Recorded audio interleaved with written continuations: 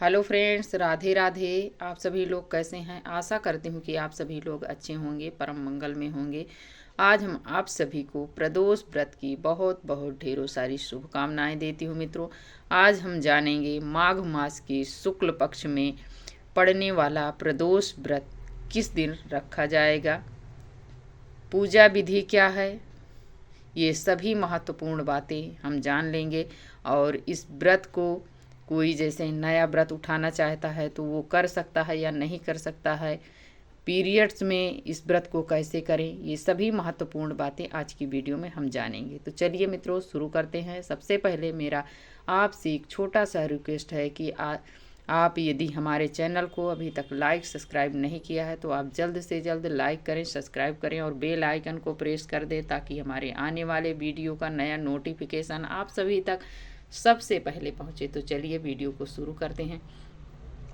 तो सबसे पहले हम जानेंगे मित्रों, 2025 में माघ मास के शुक्ल पक्ष में प्रदोष व्रत 9 फरवरी दिन रविवार को रखा जाएगा।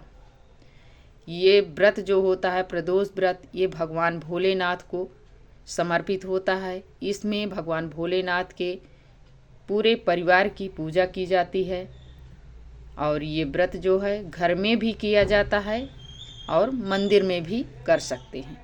टोटल आपकी इच्छा है।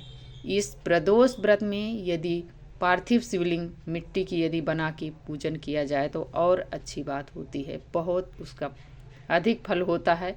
वैसे तो प्रदोष व्रत अपने आप में सभी मनोकामना को पूर्ण करता है, इसलिए सभी को, चाहे आप कभी ना करें लेकिन कभी ना कभी हमें अपने जीवन में प्रदोष का व्रत जरूर करना चाहिए। ये सुख शांति तथा समृद्धि, धन वैभव, संतान की प्राप्ति, ये सभी कुछ प्रदोष व्रत से प्राप्त होता है। जैसे एकादशी का व्रत होता है वैसे सेम प्रदोष का व्रत होता है। ये भी महीने में 2 व्रत होते हैं, एक कृष्ण पक्ष में एक शुक्ल पक्ष में आता है। दोनों व्रत किए जाते हैं। यदि कोई नया व्रत जैसे उठाना चाहता है तो ये व्रत सबसे महत्वपूर्ण है। माघ मास के शुक्ल पक्ष में जो आ रहा है ये प्रदोष व्रत, दिन है रविवार। रविवार का जो प्रदोष व्रत है वो अपने आप में अधिक महत्वपूर्ण है।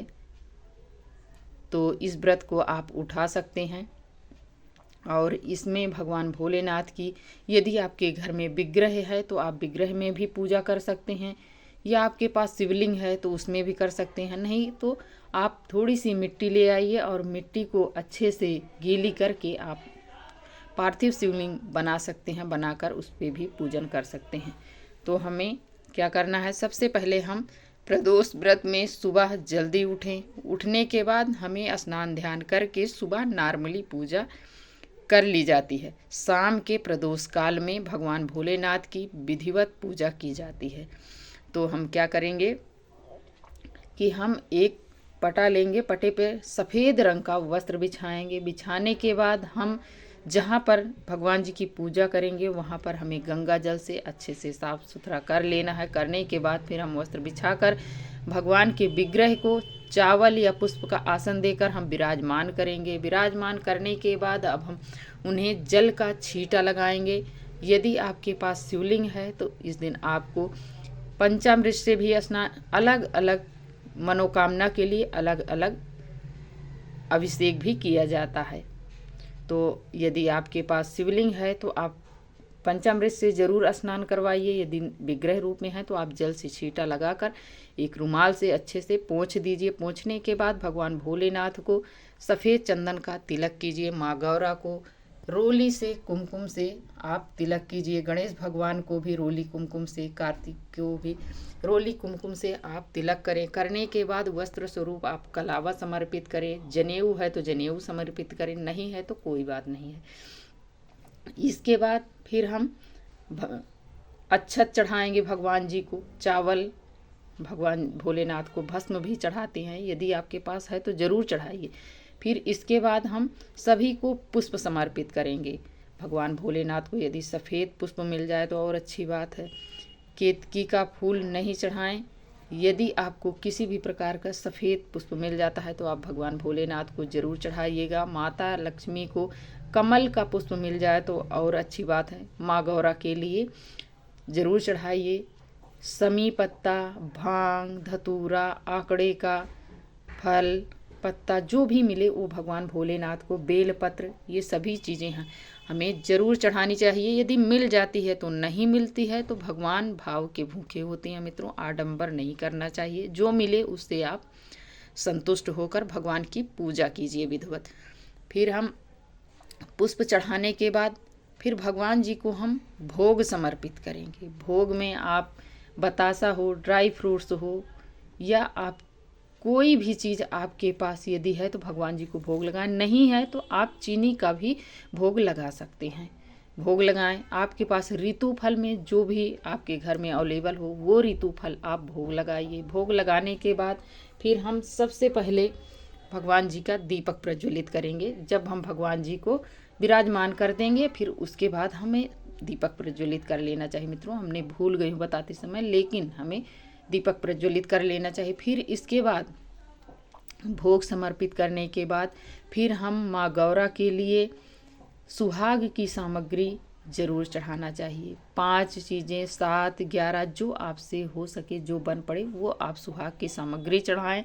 चढ़ाने के बाद फिर हम क्या करेंगे, माँ गौरा को सुहाग देंगे। 3 बार देंगे, 5 बार, 7 बार, आप की श्रद्धा के ऊपर है, आप सुहाग दें।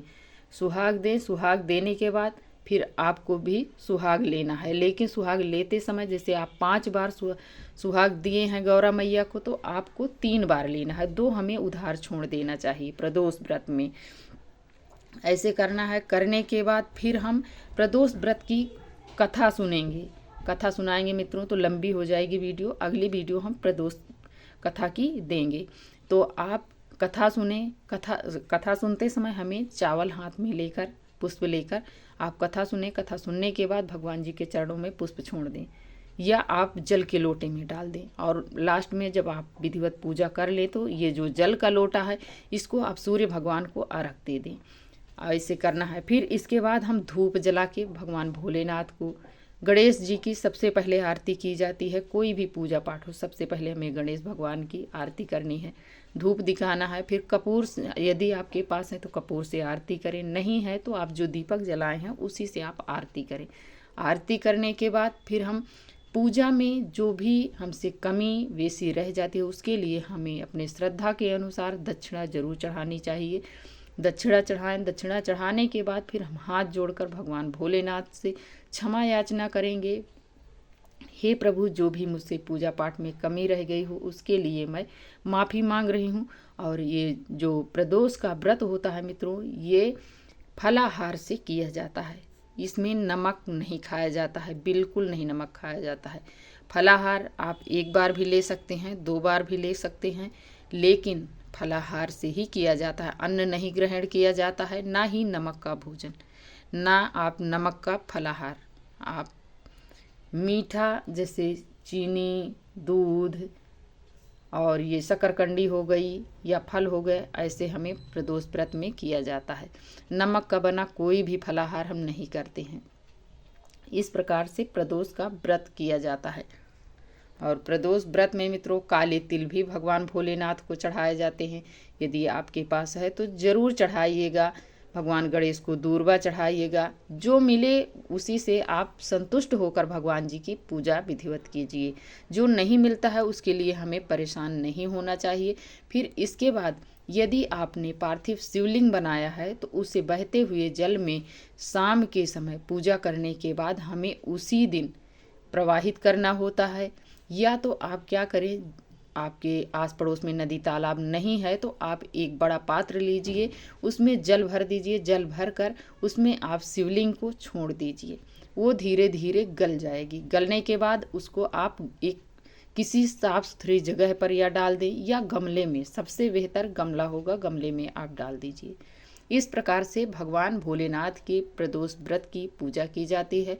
तो आशा करती हूँ मित्रों कि आज की वीडियो आप सभी को अच्छी लगी होगी। यदि थोड़ी भी अच्छी लगे तो आप लाइक सब्सक्राइब करना ना भूलिएगा और प्यारा सा कमेंट लिखकर हमें ज़रूर बताइएगा कि ये वीडियो आप सभी को कैसी लगी और वीडियो देखने के लिए आप सभी को बहुत बहुत धन्यवाद देती हूँ।